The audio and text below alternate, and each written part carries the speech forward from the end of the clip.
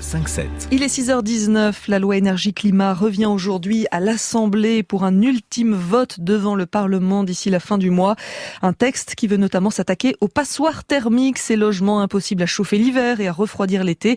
Bonjour Frédéric Hutzmann. Bonjour. Vous êtes le président fondateur du groupe EFI, c'est une société qui existe depuis 10 ans et qui fait du conseil en rénovation énergétique. Vous vous présentez comme le numéro 1 sur le marché français. Cette loi va-t-elle réellement permettre d'en finir avec les passoires thermiques ? Est-ce que cette fois c'est la bonne ?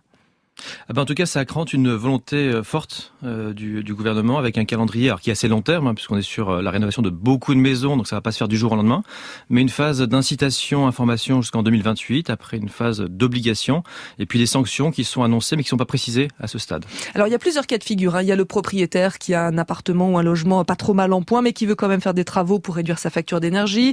Il y a celui qui veut pas faire de travaux parce qu'il s'en fiche, souvent parce qu'il vit ailleurs.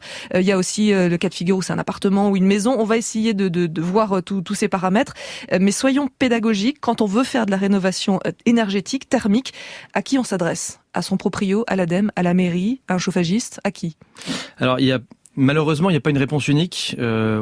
Toutes les maisons sont un peu différentes et la situation des ménages, leurs ressources et les aides auxquelles ils ont droit sont différentes. Donc, il n'y a pas de cas, le cas général en disant forcément chez vous c'est ça qu'il faut faire. Parce que ça dépend aussi, ça varie en fonction du niveau de revenu des ménages. Il y a des aides qui sont conditionnées effectivement au niveau de ressources et de plus en plus, les aides vont être focalisées sur les ménages qui en ont le plus besoin, avec un montant de subvention qui sera plus important pour les revenus les plus faible. Ça varie aussi en fonction des communes ou alors toutes les aides sont de niveau national ? Alors, il existe des aides nationales, comme le crédit d'impôt transition énergétique, qui existe depuis une petite dizaine d'années, qui est en train d'être rénové, justement pour être transformé en prime, c'est ça ? Transformé en prime et plus focalisé sur les ménages qui en ont le plus besoin.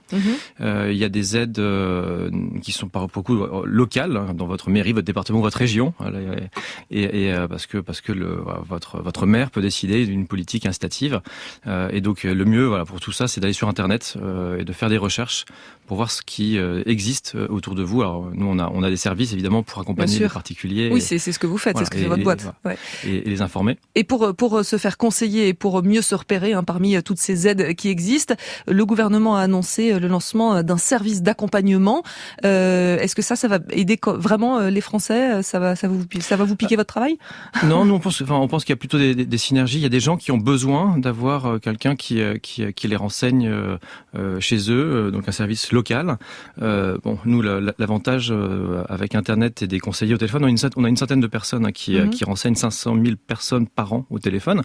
Donc ça permet d'avoir beaucoup de réponses à beaucoup de questions, mais ça ne remplace pas le contact local que vous pourrez trouver ainsi dans votre mairie ou à côté de chez vous. Bon, on va pas pouvoir lister toutes les aides, on va essayer de voir les principales. On va commencer par le crédit d'impôt, dont on parlait à l'instant, qui va devenir une prime. Comment ça marche ? Est-ce qu'on le touche tout de suite ? Ça marche pour quel type de travaux ? Expliquez-nous. Alors, on ne connaît pas précisément tous les détails puisque c'est en train de se faire et de se faire à un rythme qui est important. Nous, on a même tiré un peu la sonnette d'alarme sur ce rythme de mise en place qui est très rapide. Ça devrait commencer au 1er janvier, mais on n'en connaît pas aujourd'hui les contours et donc on alerte parce que la filière bâtiment, nous on travaille avec des milliers d'entreprises en France qui sont un peu inquiètes. Qu'est-ce que je vais dire au mois de novembre à mes clients si on ne sait pas ce qui va se passer au mois de janvier ? Les grands contours, c'est effectivement non pas un crédit d'impôt que vous aurez sur votre en économie 18 mois après avoir fait les travaux. C'est-à-dire qu'on paye plein pot et après on touche, c'est ça ? Aujourd'hui, le système, c'est vous faites vos travaux et vous déclarez dans votre déclaration fiscale de revenus l'année suivante une dépense qui est éligible à un crédit d'impôt et qui est, pour ceux qui ne payent pas d'impôt, c'est un chèque que vous recevez aujourd'hui. Ça c'est le dispositif actuel. Ça va changer. Ça va changer vers une prime que vous recevrez très rapidement après les travaux. Vous pourrez bénéficier d'avance si jamais vous êtes dans les ménages les plus modestes, recevoir une avance, donc c'est beaucoup mieux. Mais il faut mettre en place un service national qui va du coup analyser les demandes de primes de centaines de milliers peut-être de personnes. Ce service n'existe pas aujourd'hui. Il y a un appel d'offres en cours pour trouver un interlocuteur, enfin de l'analyse des dossiers et des systèmes d'information qui n'existent pas. Et donc nous, voilà, on dit attention, c'est très bien d'être très motivé pour faire ça rapidement et c'est une bonne chose, mais attention à ne pas aller trop vite et à ne pas casser la dynamique de la filière et de toutes les entreprises du bâtiment qui aujourd'hui bénéficient de ce système pour inciter leurs clients à faire plus de travaux. Alors 2 questions pour ce système. D'abord les sommes, on peut bénéficier de combien la prime va s'élever à combien et quel genre de travaux seront couverts par cette prime? Alors les arbitrages sont pas rendus. C'est de l'ordre de centaines, de milliers d'euros. C'est pour qu'on ait une idée. On parle de milliers d'euros. D'accord. On parle de milliers d'euros, suivant les travaux, de 2 à 11 000 euros de primes, et suivant les revenus du ménage, puisque ça c'est le cas des ménages les plus modestes. Il y a ce qu'on appelle techniquement une sociomodulation, donc les ménages les plus modestes ont plus de primes que les ménages qui sont les plus aisés. Et pour les 2 déciles, donc les 20% de Français les plus aisés, on annonce une disparition de cette aide. Alors ils n'auront plus rien par contre. Qui eux n'auront plus rien. Et pour quel genre de travaux ? Ça s'applique à quoi? Parce que quand on parle de passoires thermiques, ce sont vraiment des bâtiments totalement délabrés, ou si moi je veux refaire par exemple mes volets, mettre des volets électriques ou mettre du double vitrage parce que sans que ce soit complètement délabré, bon, elles sont pas géniales mes fenêtres, est-ce que ça marche aussi? Alors les fenêtres, c'est un long débat dans le monde du bâtiment entre certains qui demandent des subventions et d'autres qui disent que ce n'est pas efficace.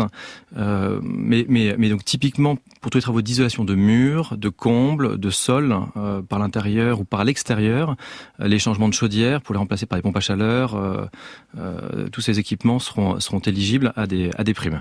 Au milieu de toute cette masse d'aides qui existe, est-ce qu'il y a parfois des arnaques? Malheureusement oui, beaucoup trop souvent, et c'est quelque chose qui nous met vraiment très en colère, parce que toutes ces entreprises du bâtiment qui travaillent proprement et qui font leurs meilleurs efforts pour accompagner leurs clients et les Français sont parfois discrédités par un petit nombre d'acteurs qui font n'importe quoi. Et donc des arnaques, je pense que chez les auditeurs ce matin, il y en a beaucoup qui en reçoivent des coups de téléphone à n'en plus finir, avec des gens qui leur racontent n'importe quoi. Par exemple? Alors, on parle beaucoup d'isolation à 1 euro. C'est une bonne manière d'ouvrir la porte chez les gens aujourd'hui. Ça, c'est un dispositif qui existe vraiment? Alors, ça existe. En fait, c'est nous qui l'avons inventé il y a 7 ans maintenant. On a isolé plus de 100 000. Enfin, on a bientôt isolé 100 000 maisons en France. Et donc, voilà, c'est quelque chose qui est une réalité. Ça coûte qu'1 euro au propriétaire. Et ça ne coûte qu'1 euro au propriétaire ou au locataire s'il est modeste. Donc, c'est accessible aux deux. Et ça fonctionne très bien. 100 000 ménages, 96% de gens qui sont contents. Donc, c'est formidable avec un vrai impact pour les gens. Et l'arnaque, elle est où? La problématique, c'est qu'il y a des gens qui appellent. Donc nous, il faut s'inscrire sur un site, Pacte Énergie Solidarité. Les gens viennent s'inscrire et on les rappelle. Il n'y a pas de démarchage. Vous avez des gens qui se font passer pour la commune, l'agence nationale de quelque chose, ou pour nous, parfois. Alors ma grand-mère s'appelle Ginette. Elle a été appelée des dizaines de fois par des gens qui racontent n'importe quoi. Et ces gens-là après, du coup, viennent chez vous et vous vendent potentiellement n'importe quoi. C'est des spécialistes de la vente à domicile. Et donc on dit de faire très attention à tout démarchage téléphonique. Principe de précaution, on peut raccrocher. Mais quand les gens viennent à la maison, il faut quoi? Il faut demander une sorte de carte professionnelle, un label, quelque chose pour vérifier qui sont ces personnes? Il n'y a pas de. Alors, nous, les gens qui s'inscrivent, on les rappelle, et tous nos intervenants, ils ont un numéro de dossier qui suit le particulier qui s'inscrit. Donc le système effectivement est assez verrouillé, mais les gens qui font du démarchage téléphonique, nous on les maîtrise pas. Et ce qui est intéressant, c'est que dans le projet de loi qui sera voté, il y a un arsenal juridique assez puissant qui va se mettre en œuvre pour justement aller taper sur ces gens-là. Merci Frédéric Hutzmann, président fondateur du groupe EFI. Vous étiez l'invité du 5-7. Merci.